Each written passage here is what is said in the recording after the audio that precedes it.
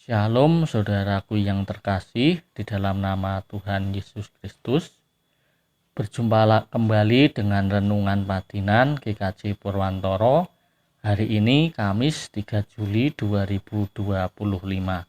Bersama dengan saya Wahyudi dari Pepantan Bulukerto. Dengan judul Menggunakan Kepandaian untuk Kebaikan. Dan bacaan terambil dari Injil Lukas 8 ayat 26 sampai yang ke-39. Kita akan baca yang ayat 39 saja. Yang demikianlah firman Tuhan. Pulanglah ke rumahmu dan ceritakanlah segala sesuatu yang telah diperbuat Allah atasmu.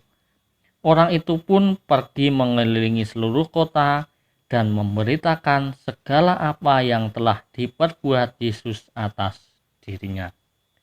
Demikian firman Tuhan. Berbahagialah kita yang menerima firman Tuhan ini dan melakukannya di dalam hidup kita sehari-hari.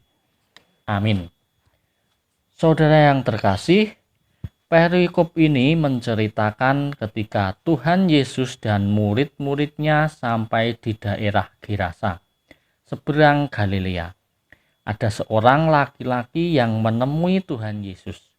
Ia tidak berpakaian dan tinggal di dekat pekuburan, karena ia dirasuki oleh setan-setan.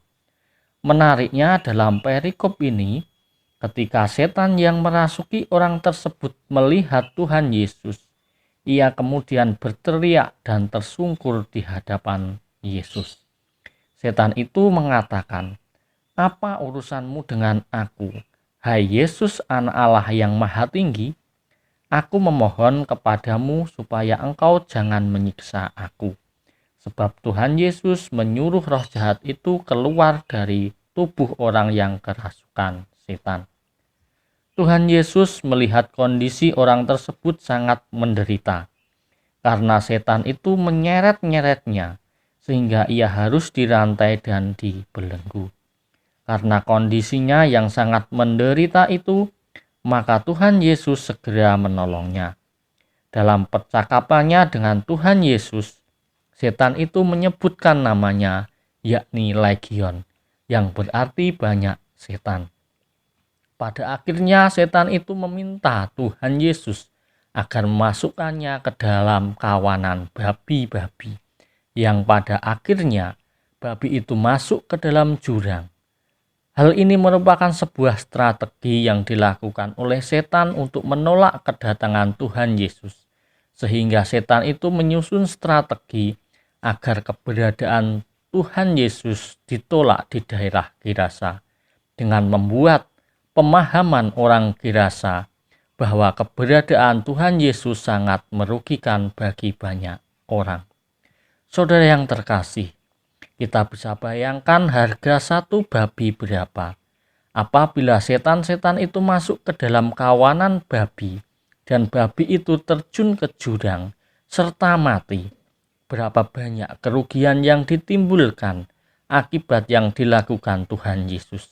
Selain itu, dari apa yang dilakukan oleh Tuhan Yesus membuat orang-orang yang berada di Gerasa menjadi takut karena Tuhan Yesus dapat mengusir roh jahat, sehingga meminta Tuhan Yesus untuk meninggalkan kota tersebut.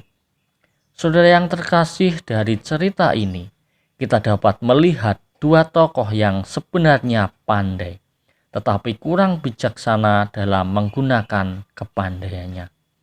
Pertama, yaitu setan. Dapat dikatakan setan itu sebagai pribadi yang pandai, karena ia dapat mengetahui Tuhan Yesus yang adalah Anak Allah.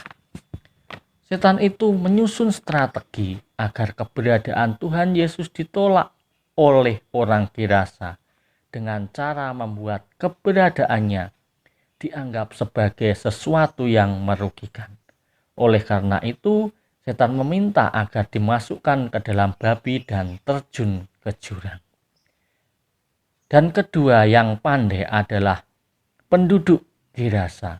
Dapat dikatakan bahwa penduduk Gerasa yang melihat dan mendengar kabar tentang Yesus tidak mau menerima kehadiran Tuhan Yesus.